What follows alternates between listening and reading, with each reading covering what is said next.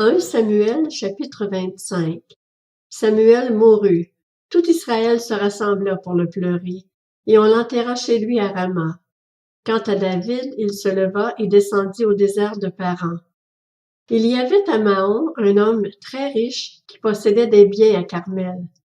Il avait 3000 brebis et 1000 chèvres, et il se trouvait à Carmel pour la tonte de ses brebis.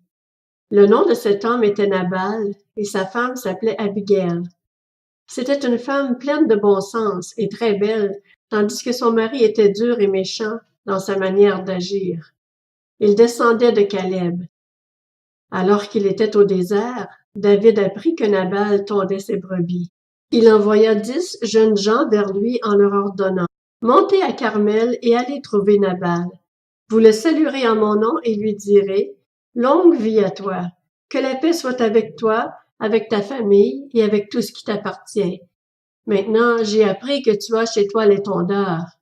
Or, lorsque tes bergers étaient avec nous, nous ne leur avons fait aucun mal et rien ne leur a été volé durant tout le temps où ils étaient avec nous à Carmel. Demande-le à tes serviteurs et ils te le confirmeront. Que ces jeunes gens trouvent donc grâce à tes yeux, puisque nous venons dans un jour de joie. Donne donc à tes serviteurs et à ton fils David ce que tu as sous la main. » Lorsque les hommes de David furent arrivés, ils répétèrent toutes ces paroles à Nabal au nom de David, puis ils se turent. Nabal répondit aux serviteurs de David: « Qui est David et qui est le fils d'Isaïe? Il y a aujourd'hui beaucoup de serviteurs qui s'échappent de chez leur maître. Et je devrais prendre mon pain, mon eau, mon bétail que j'ai tué pour mes tondeurs, pour les donner à des gens qui sortent je ne sais d'où? » Les hommes de David rebroussèrent chemin. Ils repartirent et répétèrent à leur arrivée toutes ces paroles à David. Alors David dit à ses hommes: « Que chacun de vous prenne son épée. » Et ils prirent chacun leur épée. David aussi prit la sienne, et environ 400 hommes montèrent à sa suite, tandis que 200 restaient près du matériel.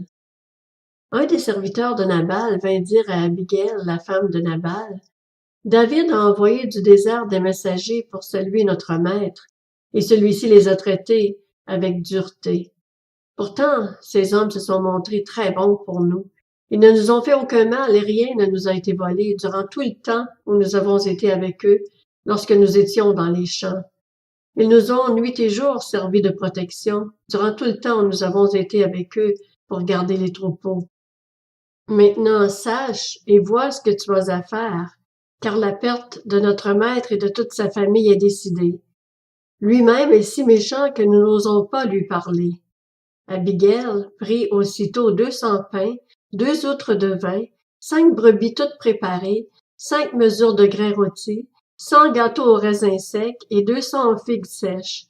Elle chargea tout cela sur des ânes et dit à ses serviteurs: « Passez devant moi, je vais vous suivre. » Elle ne dit rien à Nabal, son mari.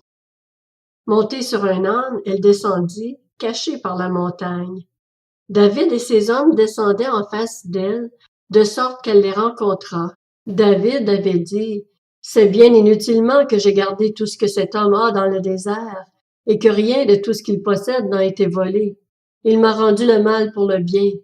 Que Dieu traite son serviteur David avec la plus grande sévérité, si je laisse en vie jusqu'au matin un seul homme parmi tous ceux qui appartiennent à Nabal. » Lorsque Abigail aperçut David, elle descendit rapidement de l'âne, tomba sur son visage devant lui et se prosterna contre terre. Puis, se jetant à ses pieds, elle dit: « C'est ma faute, mon Seigneur. Permets à ta servante de te parler et écoute ses paroles. Que mon Seigneur ne prête pas attention à ce méchant homme, à Nabal, car il porte bien son nom. Il s'appelle Nabal et il y a chez lui de la folie. Quant à moi, ta servante, je n'ai pas vu les hommes que toi, mon Seigneur, tu avais envoyés.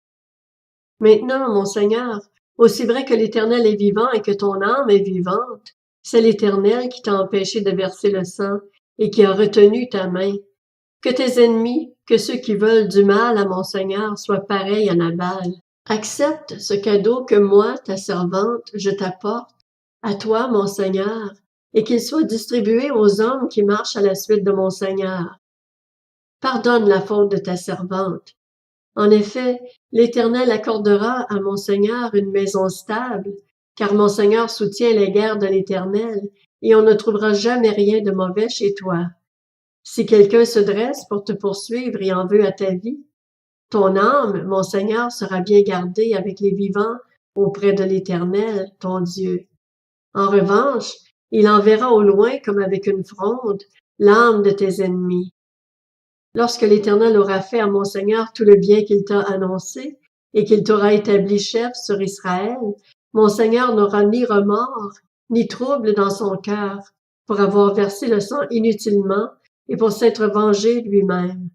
Et lorsque l'Éternel aura fait du bien à mon Seigneur, souviens-toi de ta servante. David dit à Abigail, « Béni soit l'Éternel, le Dieu d'Israël, qui t'a envoyé aujourd'hui à ma rencontre. Béni soit ton bon sens, et béni sois-tu, toi qui m'as empêché aujourd'hui de verser le sang et qui as retenu ma main. Mais l'Éternel, le Dieu d'Israël, qui m'a empêché de te faire du mal, est vivant. Si tu ne t'étais pas dépêché de venir à ma rencontre, il ne serait pas resté un seul homme à Nabal d'ici le matin. » David prit ce qu'Abigail lui avait apporté et lui dit, « Monte en paix chez toi. Tu vois, je t'ai écouté et je t'ai bien accueilli. » Abigail arriva vers Nabal alors qu'il faisait un festin digne d'un roi dans sa maison. Il avait le cœur joyeux et il était complètement ivre. Elle ne lui dit pas un seul mot jusqu'au matin. Mais le matin, l'ivresse de Nabal s'était dissipée et sa femme lui raconta ce qui s'était passé. Le cœur de Nabal reçut un coup mortel et il devint aussi inerte qu'une pierre. Environ 10 jours après, l'Éternel frappa Nabal et il mourut. David apprit que Nabal était mort et il dit, « Béni soit l'Éternel, il a défendu ma cause dans l'affront que m'a fait Nabal et il a empêché son serviteur de faire le mal.